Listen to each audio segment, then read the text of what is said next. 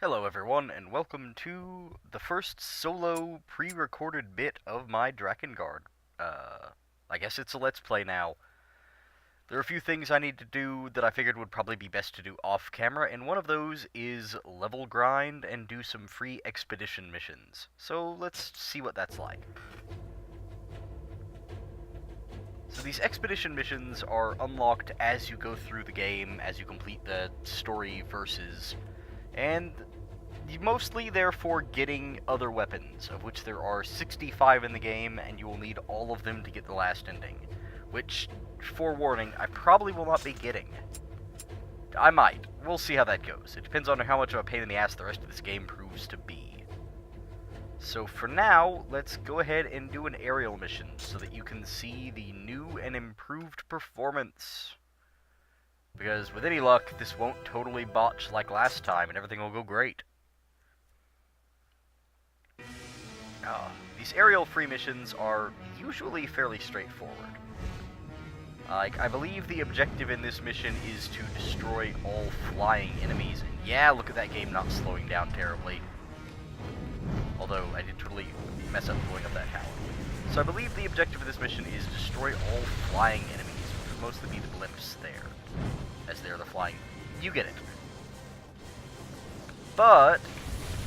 Ow, ow. Why do they have machine guns?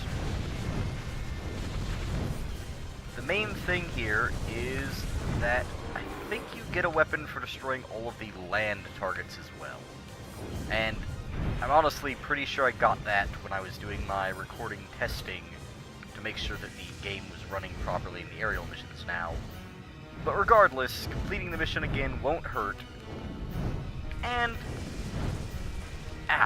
if I level up the dragon a bit on the way, that's not such a bad thing, because I'm really going to need the attack power later. From what I remember, at least. I suppose that's the other thing to mention about this particular playthrough, is that I don't remember much about Drakengard, gameplay-wise. I remember the story, because how can you not remember all of the crazy shit that happens in this game? Gameplay-wise, I'm, no pun intended, flying blind here.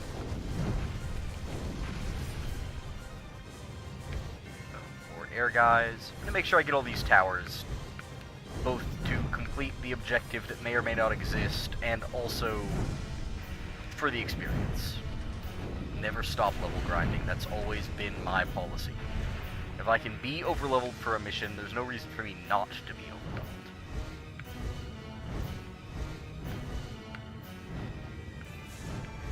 There are these red dots over here. I'm not gonna stop until I shoot them.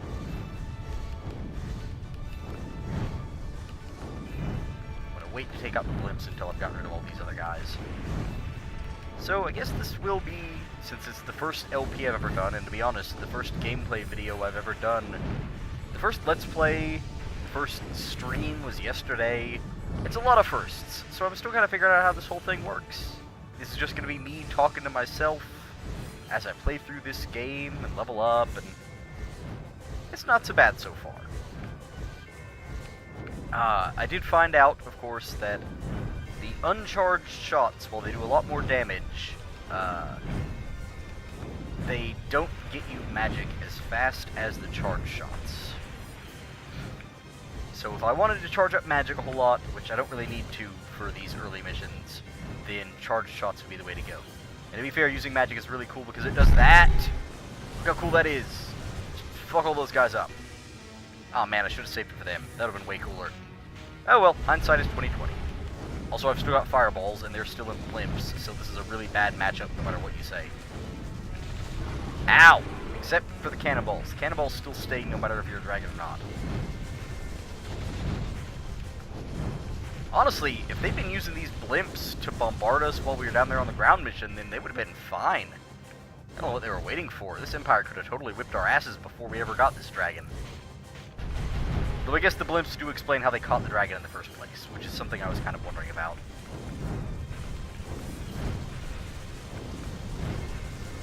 Alright, huh, there's more of these guys than I remember there.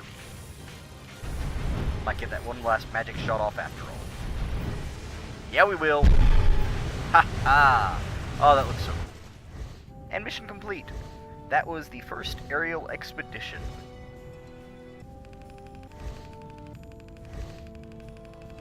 It's 3 minutes and 45 seconds. That's not bad. Get some more experience. And the dragon's experience seems to just be the first 2 digits. Or the 1 attack power per 1,000 experience with the dragon seems to be the conversion rate. So it seems like the kind of thing that would probably get pretty high pretty quickly, especially if I'm getting 3,000 or 4,000 experience for every run through of that aerial expedition. But I do remember that some of these dragon levels can be a real pain later on. Now this is going to be interesting. I haven't done this free expedition before. I did the In the Sky expedition while I was testing to make sure that the aerial missions were working properly now. But this is going to be new. It'll also be the first time I'm using the dragon and... the dragon on a ground mission, I guess, is the best way to put it. So, let's see. The Union army has fled, and the castle to protect the goddess is in the hands of the Empire. Okay, so go fuck up this army. Sounds good. And first, I'm going to make sure this Death Dance weapon that I've got. I got it. Not sure if I equipped it. Okay, apparently I did. So I've got 3 weapons equipped. And when I get to the mission, I'll see exactly what all of them need to level up. Because if there was ever a time to level up weapons, free expeditions is where it's at. Oh, that is a tiny knife. Alright. What do these need to... Okay. There's a fair amount of enemies. Let's see. Status. The knife needs 200 kills. The sword needs 261. Bonebreaker needs 134. Alright. Let's see how this goes. Empire is strengthening its siege. We must strike at them now. Luckily, I do not believe you actually need to level up all of the various weapons in order to achieve... Oh, I'm running in the wrong direction. This is already going fantastically. Alright. I don't believe you actually need to level up all of the weapons to achieve the true ending. You just need to get them all. So for now, I think I'll just run ahead and kill my way through large swaths of enemies and level up the main sword, because it's kind of the most useful one at this point. I'll get some better stuff later on, and there's one in particular that I'm really looking forward to that I remember from my first time playing this game, but that'll have to come later. Way later, if I remember correctly. Whoops. That running attack is actually really good. It does a lot more damage than I thought. It kind of kills those whole crowds of enemies at once, which can make getting across the map way less of a hassle, as well as getting large amounts of kills. Though honestly, if I wanted to just kill a bunch of people, the magic is still the way to go there. And it charges up pretty quickly. Now that it's the double shot, it kind of takes out most of the group by itself, instead of just setting them up for an easy combo. Across the bridge. Man, this game is a lot more brown than I remember, but that may just be this early bit.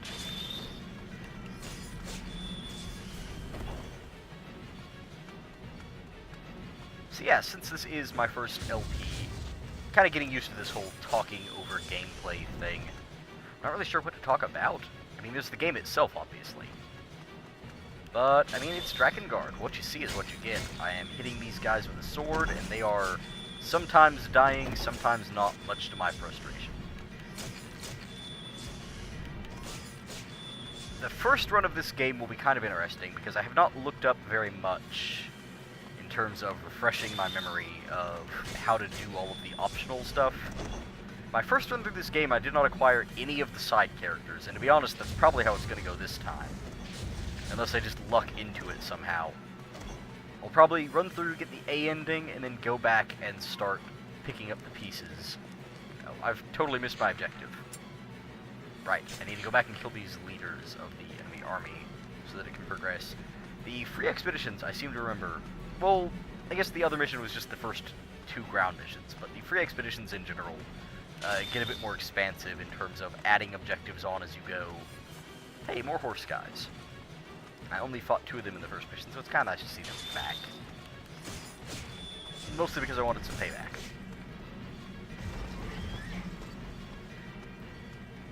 Just ignore all these Ow! Okay, never mind. I was going to totally ignore all of these generic soldiers, but that is not going to happen. So now I've got to beat you all until you stop moving. I hope you're happy.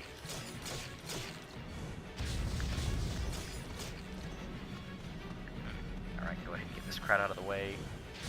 The enemies are a bit more proactive than I remembered. Or maybe I've just been trained by Dynasty Warriors games to not expect them to fight back so much. Alright, now it's just you, horse guy. They do not put up much of a fight, but I do... Oh, never mind. I was going to say I liked that the horse ran away instead of dying and turned around just in time to see that horse totally eating it. Well, Kime has no mercy for horses. They're Empire horses, after all. Ha! Man, that running stab is pretty good. Not good enough to keep me from getting stabbed in the back, but hey.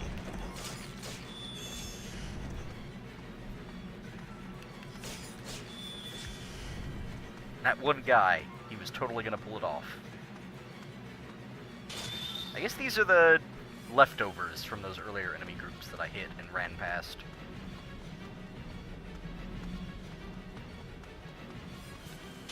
Oh, that reminds me, actually. Don't I have... I'll have to try that out in a second. Once I mop up this group and get that last target, I'm going to see if I can do something. The game has not told me how to do it yet, but I believe since I could select my dragon before this mission, I should totally be able to just jump on that dragon and waste all of these fools, which would speed this up considerably. Although, I don't remember if the dragon kills count towards the weapon I'm using. I'm going to assume not. Alright, so there are two more groups. I bet if I hit select... Yeah! Haha! Oh, now it gets fun. And then I can just fly over and do this! Man, this would probably be running terribly if I hadn't fixed that whole frame rate thing I was having before. Ow, okay, so that's the thing I forgot. Archers are still jerks. If they shoot the dragon twice, you fall off, I believe is how it works. So yeah, you cannot just run around and rain fire on everything as the dragon. You do end up having to kill the archers on your own, on the ground. Otherwise, they will just knock you off the dragon, and then it's kind of awkward, like this, where I've got to hit these guys before I can jump back on my dragon. I was having a lot of fun, too, and those guys totally screwed it up for me. Alright, back on the dragon. Probably in time to immediately get shot. Yeah, see, they're already shooting at me. These archers are kind of everywhere. Can I use the homing attack from the dragon? I don't remember. Does not seem to be the case, but also I don't see any enemies. Okay, I thought I could blow up that tower, but that is not the case. Let's check the map. Alright. There's a group of enemies this way, and one to the other direction. So I'm just gonna see if I can blow these guys up before they shoot me up. Ah! Man, these archers are really, really taking the fun out of having a dragon.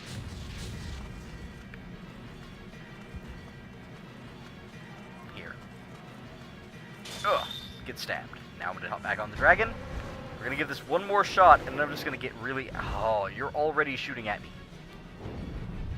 Man, these archers are not gonna let me have any fun on this bit.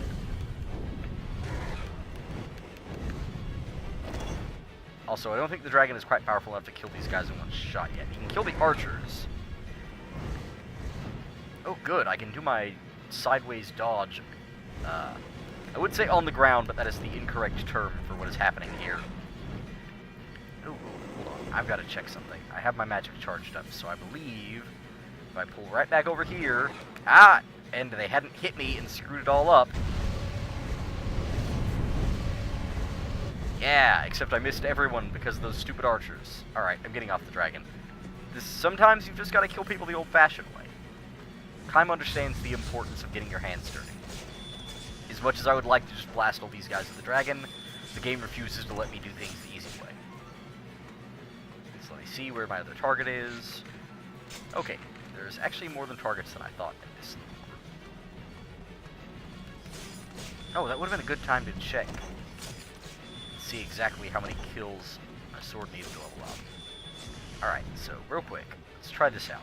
I'm going to check my status. The sword needs 111 kills.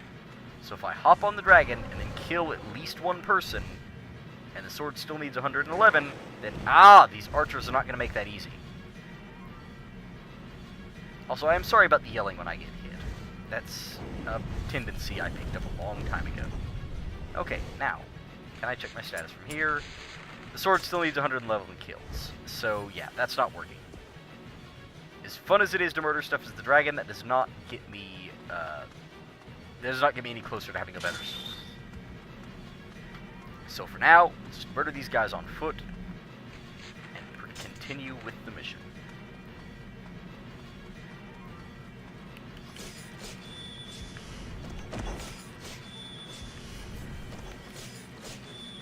Oh man. See, by watching me just kind of roll this guy around awkwardly while I wait for him to die, you are seeing the importance of getting a better sword. Ow!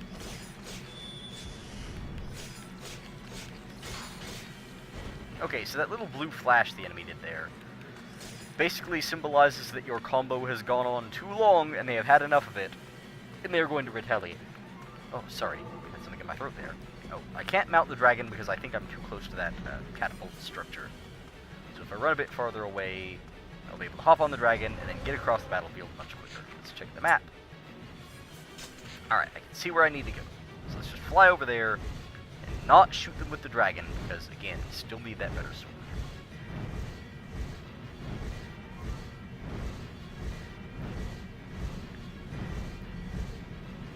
Hop down, take care of this.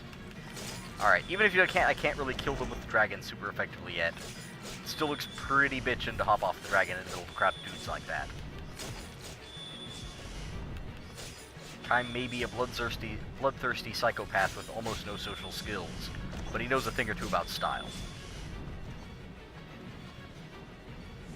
Man, these archers are helpless if you're on foot. Also, I like the design of Kaim's sword. It's kind of hard to see, what with the way the camera keeps turning on me. But it's not a bad looking sword. It's kind of a weird, blocky fantasy design. But it's unique if nothing else.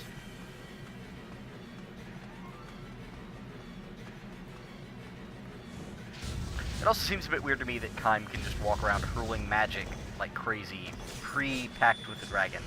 I feel like maybe that wasn't supposed to be a thing, and for whatever gameplay reason they just left it.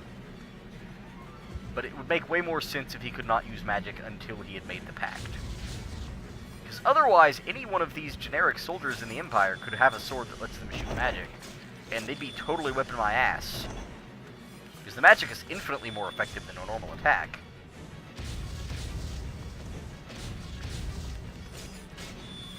I'd argue that, like, 20 guys with magic would probably be way more effective than even having that dragon on my side. This magic is a big deal. I cannot overstate that enough. Ow. On the plus side, the sheer amount of targets and all of the guys in the way makes it relatively easy to get pretty close to leveling up my sword. I don't know if I'll be able to do it during this mission. If there's another objective, I'll probably try to level up the sword before I go and complete it, but for now I'm just going to get these targets out of the way. One problem with the double fireball from the upgraded sword is that if I turn away from the enemies before the second fireball shoots out, it will fire in the new direction that I'm facing. Which can be useful for, you know, aiming at multiple groups of people, but is also kind of annoying when you're trying to hit the same group twice and you, well, maybe it's just me. For some reason I have a tendency to turn away after I throw a fireball. Back off the dragon, and fly to the next group of people to kill. Yeah! That still looks really cool. It's a good thing none of them take the time to attack while I'm posing. Just hacking soldiers. So those orbs that drop from the combos, it turns out, and this seems obvious, it's Metroid style. If I've got full health, the health orbs will not drop. But if I need health, they will drop health orbs at certain intervals. If I don't need the health, it will instead drop the fiery orange orb that extends the combo. And the most important thing about that orb is not just that it extends a combo and hits multiple guys around me, but it actually drags the combo out, so that I have a longer period of time to hit the next group of guys to keep my combo going after one of those orbs. Or, I'm not 100% sure that's the case, but it definitely seems like it. I'm not going to claim to be an expert on the mechanics of Drakengard. I am just a guy who played this game a lot when I was younger, and got way into the whole dumb Drakengard series as a result. KVA got me young, like smoking. Alright, 7 kills for the sword. Alright, I'll kill 7 guys with this sword, and since it will no longer be able to... You can't build kills towards your next level while you're still in the same mission. The sword has to level up to 3 before I can work on getting it to 4, so no kills after that will count, which means I might as well switch to... I'm not sure which one of these weapons I want to see level up first. Bonebreaker will definitely be faster, but neither of them are going up during this mission. I think I'll switch to the knife just to try it out. And one thing to notice is the weapons all do have their own individual magic meters. I'm not sure if that's just the case with weapons that have different spells, but regardless, it'll be interesting to see what exactly this weapon's magic attack is. The enemies are a bit sparse in this area, what with my earlier massacre, so we'll just have to go find the door, get in here, and then get this weapon slightly closer to another level up. Okay, it does not do a lot of damage. Finishing attack is not bad, it's a forward stab. So it's a forward projectile as the finishing move for this weapon. A lot of weapons have different finishing moves. Alright, it's time to test out... Also, I didn't even notice this was a new type of enemy. It's time to test out the magic on this thing. Ooh. Oh, this is a good one. Ah, crap, but it ran out super fast. Okay, so it has a really good magic attack for clearing out groups of guys who have got me surrounded, which will come in handy considering these guys keep trying to surround me, and this weapon is not great for killing them on its own. But when the magic is active, it will totally rip all of them a new one, and that's pretty nice. So I guess this weapon's the finishing attack on this weapon does much more than the normal hits. So that will also help. 3 targets, huh? It would help if the camera would turn and I could see them. There we go. It's 3 of these axe dudes. I don't think I've fought one of these guys before. I fought the guys with the swords, but not the axe edition. Oh. They are roughly as annoying. Oh, okay. If I can get the magic attack off, I'll be able to get a little bit of breathing room against these idiots. The main problem right now is just keeping them separated long enough to get my finishing attack off. A lot of fighting the more annoying enemies in this game is just keeping them stunned or down until you can finish them off like so. Alright. Mission complete. That was the first ground expedition. I didn't see any treasure chests appear, which would have been a telltale sign that there's a new weapon to grab during the mission. Some missions will give you new weapons just for completing the expedition itself. Sometimes there are special conditions that you have to accomplish. I don't honestly know if there was a weapon to acquire in this mission. But let's see. Not sure if I'll have leveled up. I imagine I will have. Alright, a little bit more health for Kime. No more attack power for the dragon. Didn't use it much, and killing aerial enemies seems to really be the way to go for that anyways. There we go, Kime's sword has leveled up. My attack goes up slightly, combo goes up to 10, which is honestly pretty long for this game. The weapons do not change in appearance as they level up, which on the one hand is maybe a bit of a bummer, but I don't mind. I also got the level 3 fireball, which I believe will let me just totally wreck entire groups of enemies, no problem. Wait, save. Yes. Okay.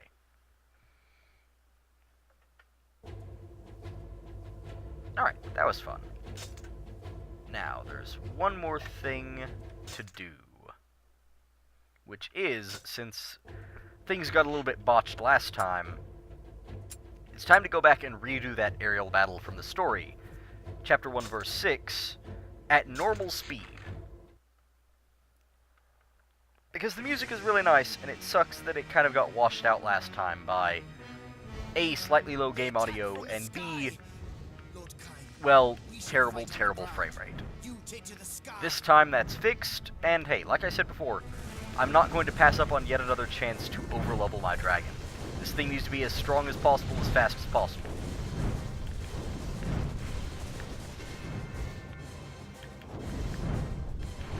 These missions actually feel really nice when everything's running properly. The aim is a bit floaty, but considering how large your projectiles are by default, and the fact that your alternate fire is a homing projectile, it really doesn't matter what the aim is like to a degree.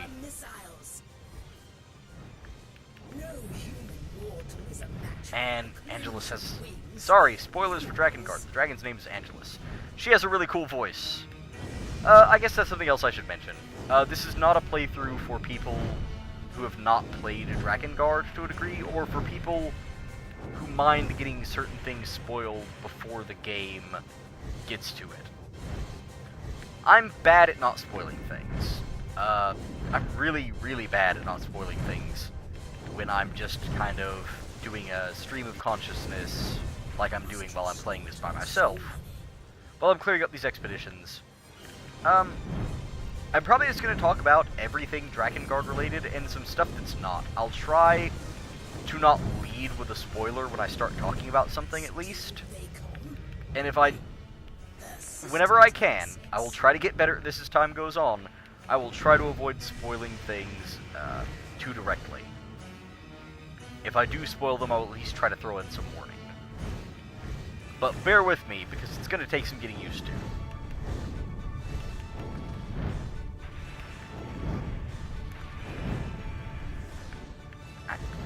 For a mid-era PS2 game, I still think this looks pretty good. The fire and the explosions, I really enjoy. The sparks, those exploding towers, these big dumb fireballs this dragon can shoot. I do not appreciate this machine gun fire nearly as much, but mostly just because it causes a slight rumble and jostles your camera whenever that hits you. Makes it very hard to stay on target. Which, as I mentioned before, staying on target is something of a problem to begin with. I seem to remember there being a lock-off button, but Lord knows if I can find it. Huh? Oh, wait. That might have done it. I think L2 might have. Well, I'm not gonna speculate. I can't prove that did anything, so I'm not gonna say it did anything. Magic attack to finish off the level. Humans are pitiable. You said it, dragon.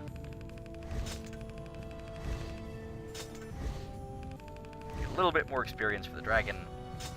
Okay, so my previous 1,000 experience for one attack has been totally blown out of the water there because I got no more attack power for completing that mission. Alright, so leveling up the dragon is going to be a bit harder than I thought. No problem. I've got plenty of time, and I'll probably be doing some level grinding off the air. Mostly this recording was just to show off the expeditions and to complete that one story mission in a slightly more reasonable frame rate. Alright, that'll do it for this recording, and I will probably be back with more Drakengard before too much longer. Hope you enjoy this playthrough so that no one else has to play this kind of not great, but also amazing game. See you guys later.